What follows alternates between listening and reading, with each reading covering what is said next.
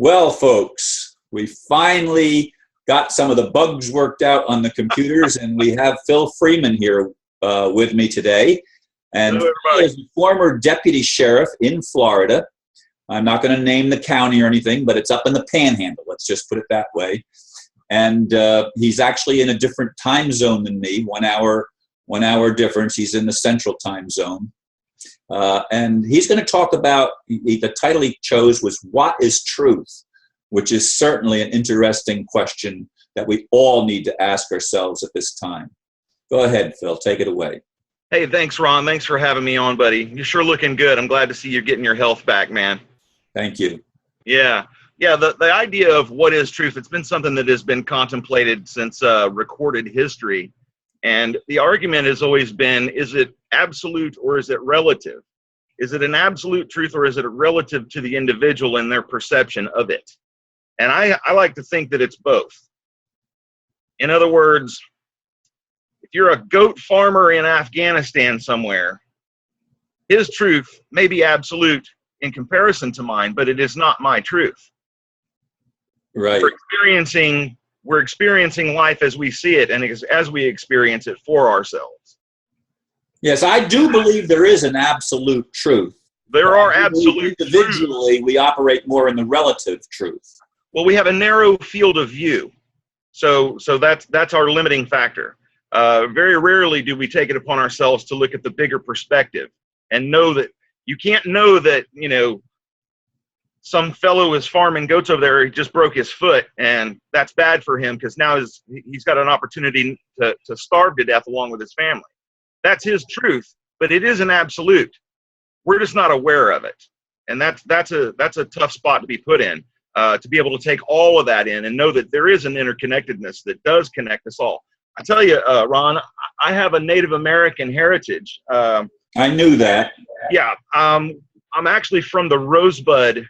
It's part of the Lakota Nation, the Rosebud tribe. And we have a saying there that basically says all are related. Okay? And that's all my relations, yeah. That's it. All my relations are related. We are all related, all of us. Fundamentally, there's no difference between the goat farmer in Afghanistan who broke his foot and myself or yourself. Fundamentally, there is no difference. Nor the races or anything else that we've used to divide. Right, exactly. So we utilize these cultural things, and they tend to mask or laminate like wax paper over text. You don't get to see the full clarity. You really, it's a filter system, basically. Your five senses are a filter, a biological filter. So it prevents you from actually seeing what is versus what you perceive to be is. If that makes sense. I know what you're trying to say, I believe. Yes. There are fundamental absolute truths out there, and it's up to us to seek them out. Well, we've been given opportunities and keys to unlock that filter. Okay, the Native Americans have used, let's say, ethnobotany to be able to access these different truths. It removes the five sense filter and allows the body, the spirit, and the mind to come together and not have any separation between it. Then you get an opportunity to see what we perceive out there is not out there, it's in here. It's the observer that gives it meaning. Well, I don't believe that what we see out there isn't. It has a certain reality to it, but you're right. We give it the meaning. Absolutely. We make it meaningful. And once we have that veil removed, we get an opportunity to evolve. I look at it as an operating systems biological computer upgrade. That's how I see it. When you take into account these ethnobotanical elements and you bring them in, what essentially takes place is a brand new set of neural connections, new neurons firing that didn't before. Now, there's an old adage that people say, we only use 10% of our brain. Well, I don't know that that's fact, but that's been the urban legend or the urban myth been spoken of many, many times by many different people. Well, there are some people that we've been shut down, that a lot of our capacity has been shut down by the controllers so that all of our DNA is not activated. It's Yeah, absolutely. firing. So we're playing with a partial deck instead of a full But deck. we've been given the tools with which to activate those unused portions, as it were. We have those available to us, and guess what? Guess what the powers that be do? They outlaw them. They outlaw them. Would you like to name some of them? Well, there's several scientific nomenclatures we can attach to it, but essentially, the common man would know it primarily as tobacco, and I mean real Native American tobacco, not something from Philip Morris or R.J. Reynolds. That stuff was never used like it's used today. It was a ceremonial thing. It's a sacred plant, and the smoke that comes out of that is prayer smoke. That's what it is. Prayers. The smoke drifts where it wants, and that takes your prayers out. Your intentions is what it is. That's what that is. So that's one. I haven't heard it explained exactly that way. I thought you were going to say marijuana or something like that. Marijuana was used too, but generally in the Southwest, Native American culture in the Southwest, not so much on the plains. But we traded with one another anyway. So you're going to find it. You're going to find it throughout the cultural history of the Native American peoples. We had intercourse and commerce amongst ourselves for tens of thousands of years, and it brings about when you take these things into account, and you get into a sweat lodge and you purify yourself, and you take the ceremony of peyote, which is a psychedelic cactus, or you take on the psilocybin cubensis mushroom.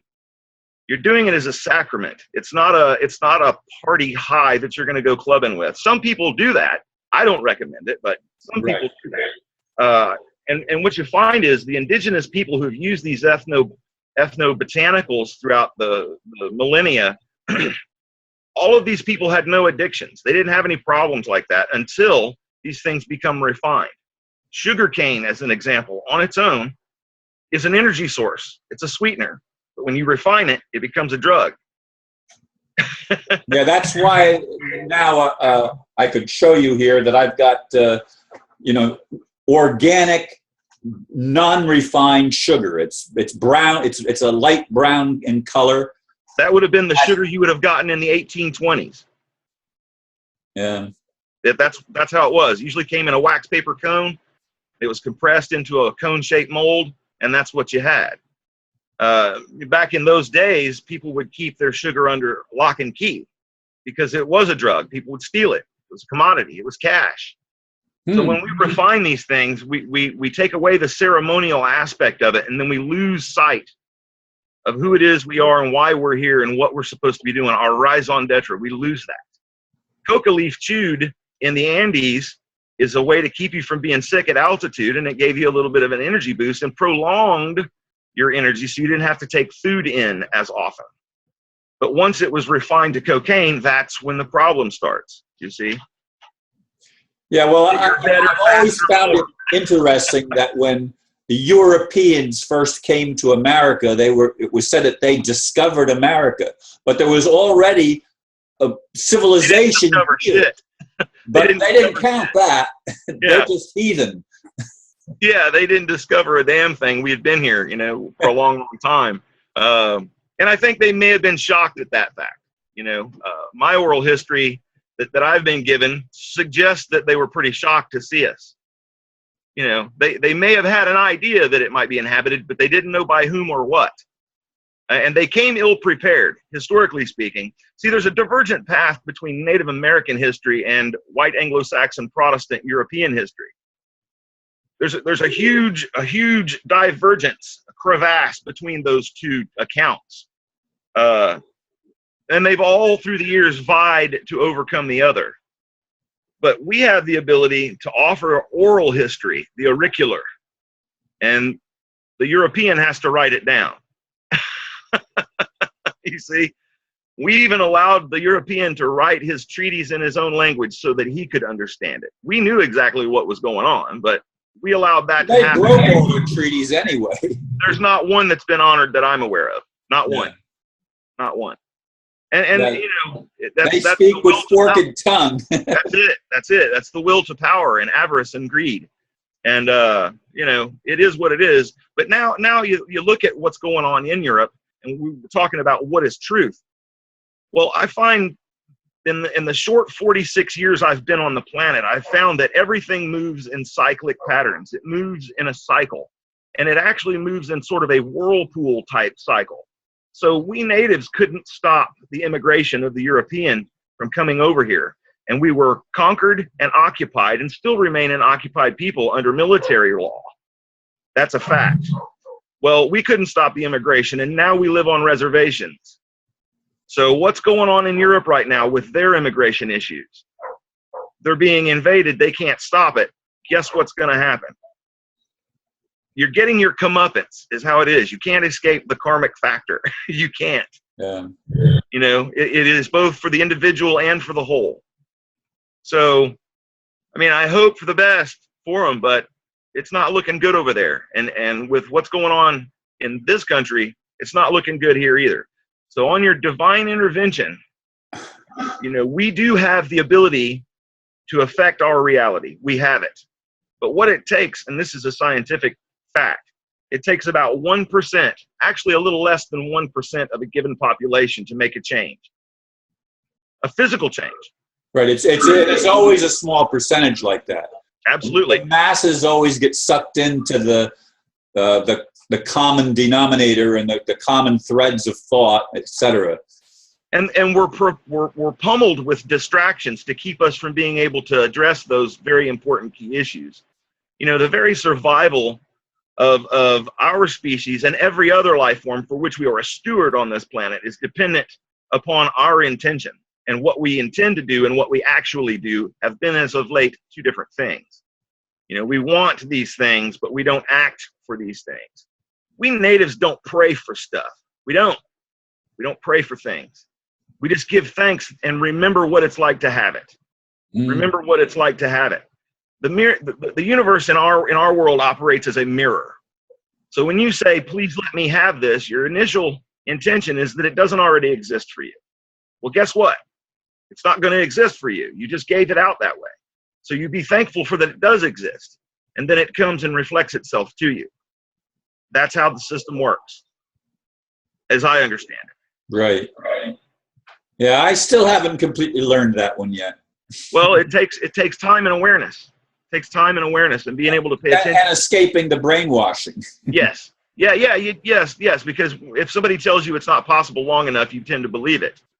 You know, I recently took every single asset that I had and gave it away. I don't have anything in my name anymore. I don't have a bank account, don't have a social security number, don't have a driver's license. And you used to be a sheriff deputy. Yeah, I was a deputy sheriff. Well, you know, Ron, I started seeing some injustices when I was a child. And in that, I couldn't understand why it was that way. And I wasn't getting any straight answers from those who were committing the injustices, other than it was just that way. So I took it upon myself to join the police academy. I graduated with honors in the second in my class, became a deputy sheriff in a small county in Florida, over on the northwest panhandle, and found out how that system operates, what it's about. And it has been completely bastardized and corrupted since its inception. Its original purpose, you were a member of the vicinage, and it was your duty to go out and protect the public. Usually, Andy Griffith was an example of what sheriffs were supposed to do. I mean, yes. he was a nice guy, and he upheld the law, and he would arrest drunks and put them in jail, but he wouldn't lock the thing. When they were sober, they could leave. You know? Yeah, those were happier times. But what has taken place, and I don't know if I think I've mentioned Harmon Taylor to you several times, and he and I have been friends for probably about 4 years now, and you and I have been friends for about 5 or so, I think, maybe even longer. I've had an opportunity to talk with this most intelligent man on the legal system. He's a Juris Doctorate in law. He's a former Texas lawyer who surrendered his bar commission once he figured out the scam that was going on and the hoodwink that was being pulled on people. He figured it out. And most lawyers don't know this stuff. So if you go and ask one, they'll be like, no, it's not that. Well, I'm here to tell you it is that. We do not have a constitution. We never had one, and we don't have one now. It came as a kick in the gut to me. I was like, really? Really? Well, you care to explain a little further? And he goes, well, as a matter of procedure, we never had a plebiscite, which is the people actually participating in creating that form of government. The default form of government is democracy. So to create a republic, you need the people's involvement. The people never participated through a plebiscite, not a referendum, but plebiscite. The Irish are very much aware of what a plebiscite is. That means you have equal say-so, and it's public. It's participation in the public. Well, everything that the cabal does everything in the private. Sure. Well, as it turns out, we don't have that. What we've been marketed is that we do. And there aren't any courts that are going to pull, as Harmon says, pull the rag off the bush. No one's going to want to do that because of the complete and utter cognitive dissonance at this far down the rabbit hole we've gone that it would create. But suffice it to say that in 1965, silver bullion left general circulation in our medium of exchange. That's common law. Silver is scriptural. It is. It's the common law. Well, they removed that and we switched over to maritime. We no longer have the common law in application. We have maritime. I think we had it even before that, but that's okay. Well, there's always been a movement to not have it. But you just can't come and pull people's rights out who have generations of knowledge. You can't just come and take it from them. You're going to crawl. It'd be an act of war is what it would be. That's exactly what it would be. But what you can do, it was a civil war that started everything going in the other direction, actually. Yeah, and it's all big banker nonsense is what it is. But suffice it to say, we have a 100% commercial system that's 100% voluntary. And what I mean by that is we are presented with conveniences by agreement. And we sign them, and we do not understand what we signed. We don't read them. But we find later on, when you get down to brass tacks, that you're liable or obligated by law in some way to perform in some capacity. And you ask yourself, well, when did I consent to do this crap? What are you talking about? So there's been an attack on the language used and the semantics used to make you believe it is one thing when it is actually another. And they're not utilizing in the courts, they're not utilizing the subjective standard anymore with those agreements, and that you have to have a meeting of the minds and you have to have all the 6 elements of a contract. They use the objective standard, which means if you're of age of majority and you signed it, you're liable, period. You know, and it's interesting because I've already created the title for my next video. It's Silence is Consent. And that's exactly right. And ignorance enslaves. That's exactly right. And on that note, Ron, in the common law, if someone made you an offer to agree or contract and you fell silent, that's a no-go. You didn't agree. In the post-1965 advent of the UCC and the silver leaving, when someone makes you an offer to engage in commerce or contract or agree, and you fall silent, then you're agreeing. It's presumed it's 180 degree different from what was. Right. So it is best, and here's the problem with that. It's a generational issue. Okay? So when you have people that will tell you, oh, it's the law, and that gets spread from generation to generation without research, well, for them it is the law, but it's not the truth. You see? Hence the title, What is Truth? What is truth? And here's the deal. If you fail to perform or fail to comply, then they send out armed men and take you at the point of a sword, or guns in this case, and force you to do it. Under threat of violence, they force you to do it. It's not a voluntary society in that regard. Once you've signed, even if it's ignorant, even if it's willful ignorance that you signed and didn't understand what you did, they don't take that into account. You signed, you're liable. It's that simple. So it would be wise for people to come to understand that they shouldn't attach their name by signature or endorsement to anything unless they fully know the liabilities, the obligations, and consequences of doing that. Because I guarantee you there is no level to the enforcement of commercial agreement up into including taking your life or putting you in prison for the rest of your life. That's a fact. They take your life and don't put you in prisons in some cases. Yeah, they don't want to have to feed. They don't want to have to feed the slaves, Ron. They don't want to have to feed them. So they'll just take everything you own and put you out on the street. Yeah. You see? So, what is truth? It is what we make it. It's what we make it, and we have the ability to do it. We need to grow a little bit. We're in a transitional mode right now. There are more people waking up to this bullshit that's going on than I have ever seen in the history of mankind. I think that's true, certainly for many, many, many years. No, not years, lifetimes and even millennia. Sure. Well, you might ask yourself, if you had 50,000 years of nothing going on, or 50 minutes of 10 billion things going on, you know, which is the most meaningful to the observer, you see? I would have to say the latter. Mm-hmm. So we have a whole lot of information being shared that wasn't shared, let's say, 2 decades ago. And a whole lot of interconnectedness via the internet and other devices and things of that nature. Now, with that, you're obviously going to have, you know, some interlopers and some people that try and throw rocks and swear and curse the dark and not light a candle. But we don't need them to get it, and that's not who we're trying to get on board. We want to reach the people that actually do care and are willing to do the research, not for someone else's benefit, but to educate themselves and then the generations that are coming after them.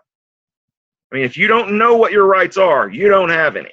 And if you don't exercise them, you don't have any.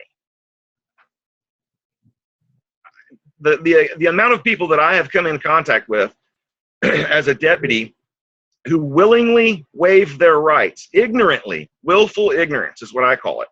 I can't give them legal advice. I can only say what I got to say. But I was amazing that these people didn't understand those concepts. It's not their fault. They're just not taught them. Exactly. You're a victim of your environment to a larger degree, and that's that old nature versus nurture argument. So now, once I figured out what was going on with the whole sheriff's department and found out there's a certain level of corruption that goes on there, and it's all about political ambitions and things of that nature. The sheriff is an elected official, so he's going to do what it is he's got to do to stay in office. He's making, you know, $150,000, $180,000 a year for that office and all the perks that come with it, and this, that, and the other. I found out that the man was basically setting up a quota system in that you had to have a certain number of citizen contacts in a given time period, which is harassing the public. Another word for harassing the public.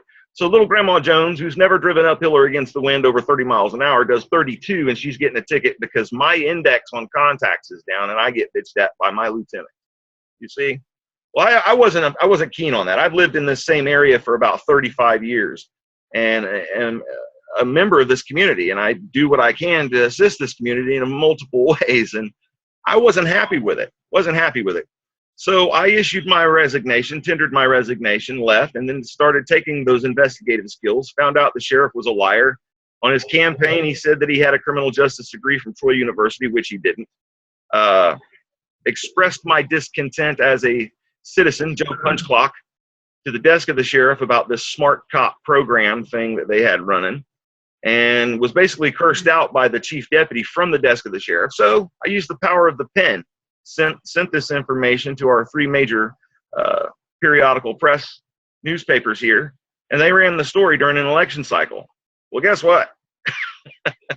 He didn't get reelected. No, he didn't get reelected based on that. And the chief deputy was forced to resign. They were going to fire him, but they let him resign, which is usually how things go. The idea is you have to occupy that position and then consume it once you become knowledgeable and competent in how it works. So that's what I do. That's what I did. That's what I'll continue to do. It's just truth, and I'm looking for it. Yeah. Yeah. Well, you've touched on a lot of things that I think many people will relate to, which is I couldn't ask for anything more than that you provide something that people will be stimulated to either consider or to totally reject and put up a wall because they don't want to hear it. But most of those people aren't going to even listen. Well, like I said, Ron, we're not trying to recruit them onto any kind of cult membership or anything like that. We just want them to be able to begin to think for themselves and consider the origins of their reveries, if you will. You know, on that note, though, let me say just one thing, and I can't give legal advice officially, air quotes, can't give it, But let me offer this little bit of information that might be beneficial to the audience. If you're approached by the police, you are not required by law or obligated in any way to answer any questions. He's a stranger to you at that point. You don't have to answer any questions. I suggest you don't. You don't have to provide any identification unless you're being detained for suspicion of a crime. You're not required to have identification, period. That's an act of commerce, and commerce cannot be compelled. No one can force you to go down and get a state-issued ID, period. Another thing, no one can have any firsthand knowledge of their own date of birth. When you give that out, you're telling the court that you're insane. You might have been there for the event, but some people claiming to be your parents told you of that. Right. They probably told you Santa Claus and Easter Bunny were real too. So their credibility is in question, and fundamentally it amounts to hearsay. It's that simple. So use a little bit of logic. You think a little bit, people. Just think. You're not required to answer anybody's questions for free. That's a 13th Amendment violation. There is no slavery or involuntary servitude. And you're not obligated to help an officer convict you. That's a Fifth Amendment violation. Well, that they say right up front, anything you say can and will be used against you. That's right. So don't make any spontaneous utterances. They're going to try and be your friend. Let me tell you something. I'm going to use an expletive. They're not your fucking friend. They're not. They're not Johnny Friendly Cop Guy anymore. It's not Andy Griffith's show anymore. It's not. They are revenue collector agents that work for a corporation. You don't believe me? Look up the case of SAP, S-A-P-P versus Tallahassee, and see what the judge had to say. The police are not there to protect you. They're there to protect the corporation and arrest code breakers. Period. Do all cops know that? Not really. They still think that they're peace officers to a degree. Well, some of them do. I don't know. I don't know what the majority might think, but well, I can tell you based on what it is I learned in the police academy that stuff's not taught. Right. It's not taught. And the cultural mindset that is pervasive in these law enforcement departments is that you are the enemy. You are the enemy. If you're not in uniform in blue or green or toting Sam Brown around you and driving a patrol car, you're the enemy. And that's how it's approached. And they want to get you talking. They want you to hang yourself or give them an opportunity to find a way to hang you. So don't speak to them. They're not your fucking friend. I don't have anything against them, but I'm not going to help them assist in convicting me or anybody else, you see? So you have to know what your rights are, and you have to know how to invoke them. You have to know how to defend and protect those. You know, people want to talk. They want to share information. It's our gregarious nature to do so. Right. But you're not going to talk yourself out of a situation that could be bad.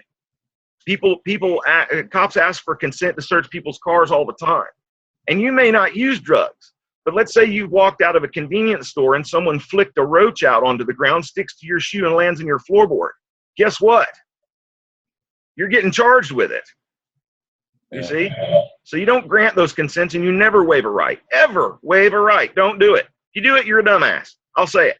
If you do it, you're a dumbass. Why would you do that? I don't know. Being a dumbass. Willful ignorance, I guess. At any rate, Ron, I just wanted to leave that last little bit of information there. Thank you. I appreciate it. And if you're willing, we'll do more videos from time to time. This doesn't have to be the first and last one. It sounds great. It can be an open door to help educate more people and contribute toward the awakening of humanity. I would do that if it was the last thing that I could possibly do, man. I mean, that is my raison d'etre. I want people to know who and what they are. Right. You need to know it. And if you can believe it, but that's not knowing. That's believing. There's a huge difference. So you need to know who you are. Incidentally, the Oklahoma Church, it's a Native American church in Florida near you, has the sacraments that I mentioned earlier that you can partake of if you're interested. You said near me. Where do you mean near me? It's in South Florida. I want to say it's South Florida. Yeah, okay. Yeah. It's in South Florida, and I'll send you a link to the church. And then if you I'm in Central Florida. Okay. South Florida is a good good 2-3 hour drive generally most places. Yeah, that was kind of a generalized term. I look at South Florida as anywhere that's on the peninsula. Oh, okay. Okay. Yeah, from where I am. I'm in Lower Alabama. Yeah, Lower Alabama. From West Palm Beach to Miami and into the Keys. Okay, right, yeah. Well, to me, you know, Orlando and all those other areas, you know, the Titusville area, that's South Florida to me because I'm over here in North Florida. That's right. It is. It's relative. It's a matter of perspective, isn't it? It's relative. Yes, it is. It is. Yeah, that sounds great. I'll send you that link, Ron. You can investigate a little bit further, and if you think it's worthwhile and you're interested, you can disseminate the information to the viewers. It's perfectly lawful to take these sacraments. There's nothing against the law to do it. The federal courts have already held that it's fine. And what these are is they are healings. They're designed to heal you. If you come in with that right intention, they're designed to heal you. And they do. Very interesting. Anyway, our half hour is basically up now, and I want to thank you for taking the time to make this video with me. Sorry there was so much confusion at the beginning, but hopefully you've got the bugs ironed out so that next time will be a lot easier. Well, I expect more bugs. That's just the way the world is, Ron, and I sure appreciate the invitation, buddy. I really do. And appreciate all your viewers and all the people that have joined in on it. Thanks a lot, guys. Thank you very much, Phil. Thanks again, Ron. Namaste and namaste.